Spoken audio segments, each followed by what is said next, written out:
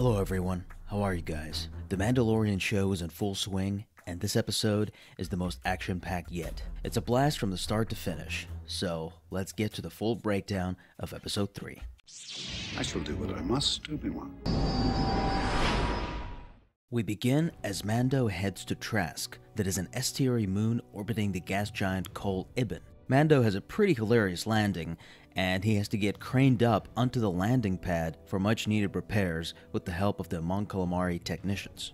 At port, he is seen being spied on by a hooded figure who later turns out to be one of the Mandalorians he meets, Koska Reeves. He delivers the frog lady and her eggs to her husband, who leads Mando to a cantina eatery where the waiter points him to the individual who knows where the other Mandalorians are located. We see more alien references with the squid attaching itself on the child's face. Now this is how you subvert expectations. Last episode I thought that was gonna happen, but no, the child ate the spider in that episode. This time, out of nowhere, it face hugs him. Pure win. Mando makes an arrangement with the Quarren and sets sail on a fishing boat. Both the Quarren and Mon Calamari species are originally from Mon Cala, the homeworld of both of their races, so it makes sense for both species to be hand in hand where there is fishing trade to be made, even though they don't always get along with each other and have a shaky truce between the two races. One of the Quarrens wants to show Mando how an amphibian carnivorous creature called manticores feeds. As they open the hatch, the Quarren pushes the pot with the child into the manicore's mouth. As Mando does for the child, the Quarrens close the gate on top of the pit and reveal that they only want the Beskar armor so that they can make a profit. This whole show, he really is like a walking target. Everyone just wants to kill him for his armor. The situation seems dire, and Mando is trapped and drowning. At that moment, the Mandalorians drop in and rescue Mando and the child.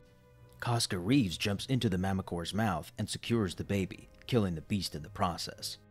They reveal themselves to Din Djarin, but also reveal their faces, proving themselves to be a different type of Mandalorians. As mentioned before, there's Koska Reeves, AHSOKA, and of course, Bo-Katan. Bo-Katan Kryze is a prominent figure in the Clone Wars and Rebels shows. There is so much to say about her, as she is many things. She was a leader of the Nite Owls, an elite Mandalorian unit made up of female warriors, and a lieutenant in the Death Watch. I'll be making a separate video detailing her origins, but in this New Republic era, Kryze and her companions are intent on reuniting the scattered survivors of the Great Purge. The Purge was an event where the Mandalorians would not submit to the Empire, which resulted with most of the Mandalorian people being killed and forced into hiding. Now, a brief history of the Death Watch. Tarre Vizsla was a Force-sensitive human male who, as a child, was eventually inducted in the Jedi Order, becoming the first Mandalorian to do so and eventually becoming a Jedi Knight. Vizsla created the Darksaber during his time as a Jedi. A unique black-colored lightsaber, the Darksaber became the symbol of leadership for House Vizsla of Mandalore. Tarre Vizsla led his people with the saber, eventually becoming his planet's Mandalore.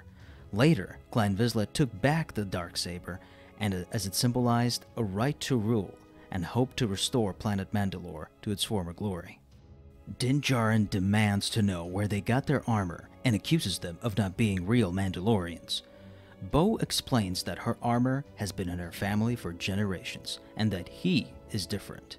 They reveal to him that he is one of them, meaning a child of the Watch. Children of the Watch are a group of devoted, religious zealots who worship the old Mandalore and the old ancient way of Mandalorian life. The way of the Mandalore involved protecting fellow Mandalorians, but also wearing a helmet at all times.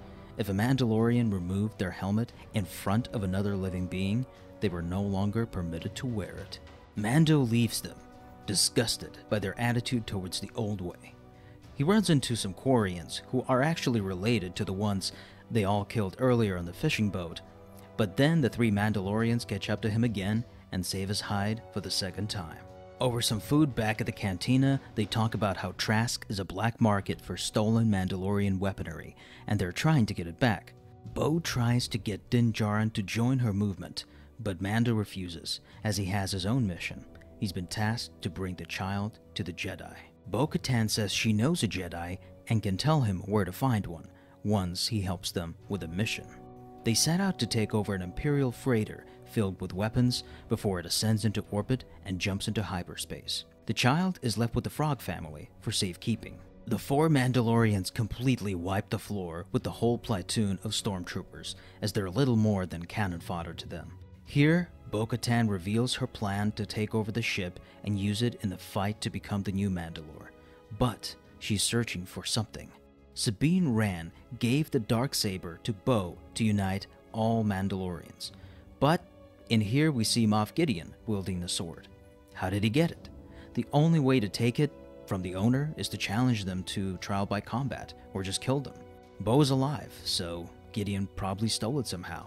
Just like in the Knights of the Old Republic video game, Mandalore's helmet was the key to uniting all Mandalorian clans, and the only way to take the helmet was to challenge Mandalore in combat.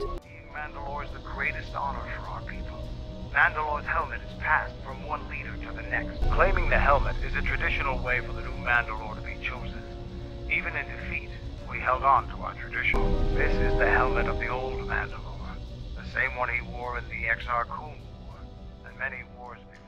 Here, the Darksaber holds the same significance. Whoever possesses it, that individual can rule the planet Mandalore and unite all the Mandalorians.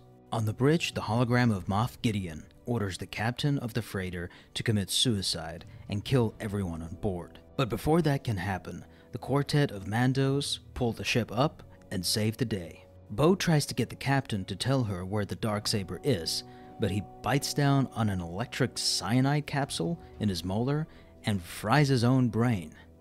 Now, this is the type of espionage I like. Once again, Bo tries to get Mando to join their team, but he insists that he has his own mission, and Bo reveals her knowledge. Take the Foundling to the city of Caladan on the forest planet of Corvus. There you'll find AHSOKA Tano. Tell her you were sent by Bo-Katan. Mando gets back to his quote-unquote repaired ship at the hands of the Mon Calamari technicians and takes off with parts falling off as if they were duct taped or just pasted together. I like how another facehugger is about to attack the child, but Mando just crushes it and the child eats it. Amazing.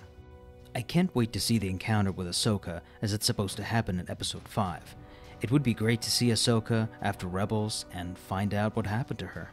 I really want to make a video in detail about Ahsoka and Bo-Katan and so many others. What did you all think of this episode? Last one was slow, but it built up the anticipation for this one. And congrats to Bryce Dallas Howard for directing such a short but really important episode. This sets up a lot of moving parts, and I wonder who else from Rebels we might see. Leave a comment below with your thoughts, thumbs up, and subscribe if you liked the video. I'll catch you on the next one as we dive into Episode 4. Cheers.